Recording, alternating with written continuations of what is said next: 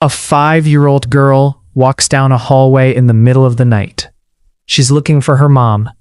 She pushes open a bedroom door, and what she finds inside will trigger a police investigation that ends with her own sister's arrest. This is the case of Sarah Grace Patrick. Police say she's a killer. TikTok says she's a grieving daughter, and for months, only one of those things was public. If cases like this keep you up at night, hit subscribe, because this one gets stranger the deeper we go. Before we get into it, please drop a comment and tell me where you're watching from and what time it is there right now. I read every one of these, and it genuinely helps the channel when you do. Also, quick warning, this case involves the deaths of 2 parents and a young child discovering them. If that's a hard listen for you today, take care of yourself first. This story isn't going anywhere. Let's set the scene.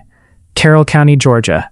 A quiet stretch of the state, the kind of place where everybody kind of knows everybody.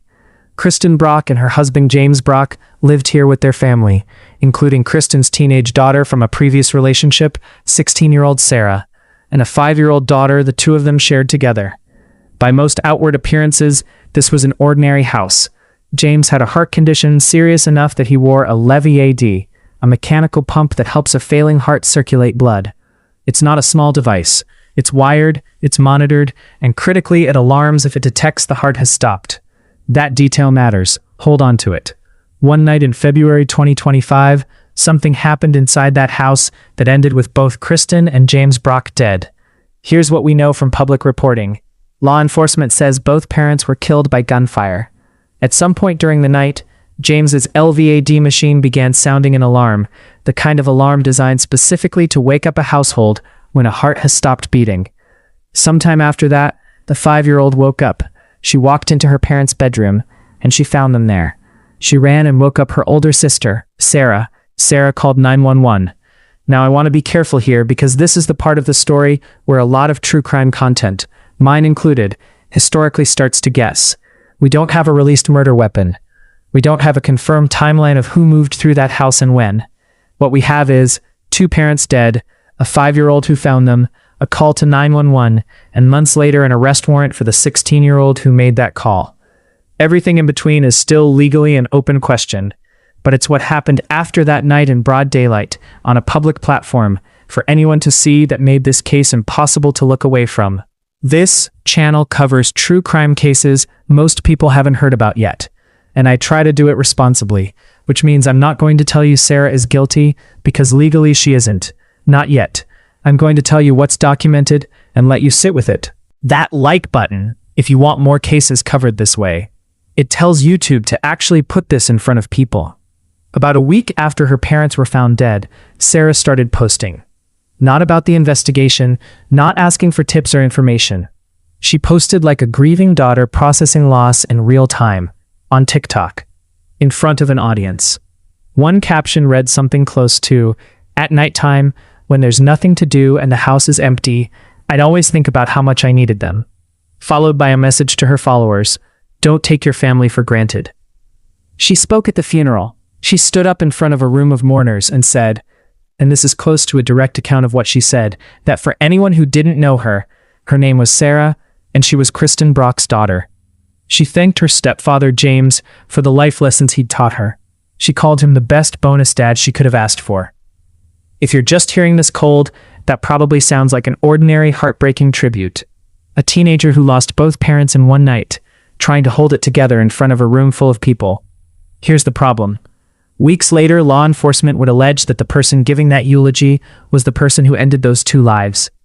The posts kept coming. Photos of her crying, a photo holding what looks like her mother's shirt, with a caption about how she still can't call her mom. Another, "I still can't comprehend the fact that I'm never going to get to go home." Another, "The world ended when it happened to me." Read individually, each one of these is a normal human expression of grief.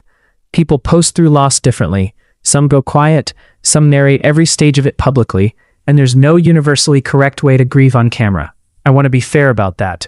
But there's a second thread running underneath all of it. And it's the thread that turned this from a private tragedy into a viral case. Sarah didn't just post about her grief. She went looking for an audience for it. There's a woman who runs a true crime TikTok account with roughly 140,000 followers. She posts under the account name allegedly, reportedly. And at some point after the murders, she got a message from a stranger.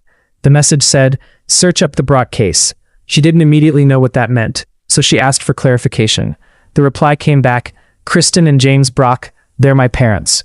The message continued, describing in the messenger's own words, a random Thursday night in February, when, quote, "someone came into her house and left her and her 5-year-old sister to wake up to their parents dead." That messenger was Sarah. She was asking a stranger with a 6-figure following to cover her parents' unsolved murder, to help find the killer, in her words. On its own, that's not unusual. Families of victims reach out to true crime creators constantly, hoping visibility will shake something loose. A witness, a tip, pressure on a stalled investigation. It happens all the time, and it's usually driven by one thing: desperation for justice. But the creator says that when she didn't respond right away, Sarah followed up. And according to the creator, this second message pitched the case less like a plea for help and more like a marketing opportunity, mentioning that a previous post about the case had become the first result when you searched her parents' names on Google, and suggesting this could be a big hit for the channel. I've read a lot of messages from real victims' families over the years covering this genre, and in my experience, they don't talk like that. They don't pitch you on SEO. They don't talk about being a big hit. They ask you to help find whoever did this to their family. That detail, a girl allegedly trying to sell her own parents' murder as engaging content, is the moment this case stopped being a regional tragedy and started becoming something people couldn't stop talking about. Okay, pause for a second, because I want to ask you something, not tell you to do something. If a stranger messaged you, asking you to cover their parents' murder, and the pitch sounded more like a business proposal than a cry for help, would that have raised flags for you? Drop your honest answer in the comments. I want to see what you'd have thought in that creator's shoes before you knew how this ended. And subscribe if you haven't. This next part is the turn. For 4 months, this case sat unsolved. No named suspects, no arrests, nothing public from Carroll County law enforcement about where the investigation stood. Sarah kept posting throughout. Selfie videos, some of them upbeat, some of them still grief-coded. She turned 17. The case aged. And then, without any public warning, something happened that reportedly shocked the people closest to the family. Police reached out to Sarah's biological father and told him they had a warrant for his daughter's arrest. Sarah turned herself in. Her mugshot went out. 17 years old, in custody, charged with 2 counts of murder and 2 counts of aggravated assault. Held without bond. Law enforcement said publicly that the investigation had involved a significant number of man-hours and cooperation between local and federal partners, language usually reserved for cases where investigators believe they've built something solid. They've described having what they call a mountain of evidence. What they have not disclosed, at least not publicly, as of this recording, is a murder weapon. As far as public reporting shows, the firearm used has never been recovered. Sarah, for her part, has not entered a guilty plea. She told police, according to reporting, that she was asleep through the night, that she didn't hear gunshots, but that she did hear the LVAD alarm going off. That detail has been picked apart online more than almost anything else in this case. A machine loud enough to wake a teenager down the hall, but not the 2 gunshots that came before it. I'm not a ballistics expert, and I wasn't in that house. I'm telling you what's been reported, and I'm telling you what people have flagged as strange about it. Those are 2 different things, and it's worth keeping them separate in your head as we go. The true crime creator Sarah had messaged didn't take the arrest quietly. She posted her own video, visibly upset, walking her followers through the messages Sarah had sent her, the request, the pitch, the big hit comment, and asking on camera why anyone would ask a stranger to cover a case they knew they might be arrested for. Her response to Sarah's original message, read back on camera, had been kind, sympathetic. She'd said she was sorry, that she couldn't imagine, and that she'd research and cover the case. She didn't know at the time that the person asking her for help was about to become the person named in the arrest warrant. When the news of the arrest broke, she said it plainly. The girl who'd asked her to cover the case had just been arrested for it. So where does that leave us?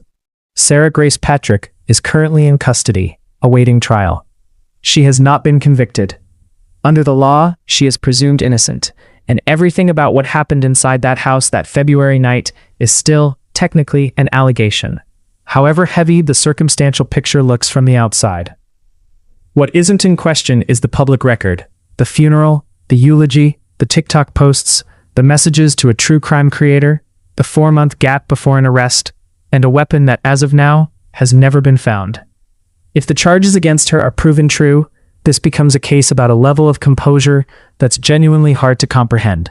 Breathing in public, on camera, for an audience, for months, while allegedly knowing exactly what had happened in that bedroom. And if a 16-year-old with no known access to a firearm really is responsible, it raises a question investigators will have to answer at trial. Did she act alone? Or did someone help her get a weapon and help her make it disappear afterward? If the charges are not proven true, then this is a different kind of tragedy entirely. A teenager who lost both parents and a stepfather figure in one night, then lost the next chapter of her life to public suspicion and a courtroom, while the actual person responsible remains unnamed. Both of those stories are sitting in the same case file right now. Only a trial is going to tell us which one is real. If you want to know what happens when this case goes to trial, subscribe and turn on notifications. I'll be covering the update the moment there's a verdict. And before you go, one more time, where are you watching from? What time is it there? And what's the weather like today? I read these every single time, and it's genuinely the best part of my day. Stay safe out there. I'll see you in the next one.